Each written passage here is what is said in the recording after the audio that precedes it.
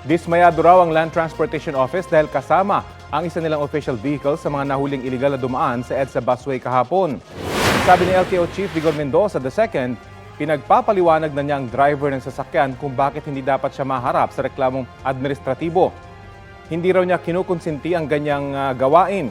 Inatasan na rin daw ni Mendoza ang mga head sa lahat ng tanggapan ng LTO na laging paalalahanan ang kanilang mga tauhan sa tamang paggamit ng EDSA busway. Batay sa guidelines ng DOTR, mga bus at emergency vehicles lang ang pwedeng dumaan sa EDSA busway. Sabi ng nasitang driver ng sasakyan kahapon, may kailangan siyang sunduing empleyado ng LTO at hindi raw sila aabot sa oras dahil sa traffic. Kapuso, alamin ang maiinit na balita. Bisitahin at mag-subscribe sa GMA Integrated News sa YouTube. Sa mga kapuso abroad, samahan niyo kami sa GMA Pinoy TV at sa www.gmanews.tv.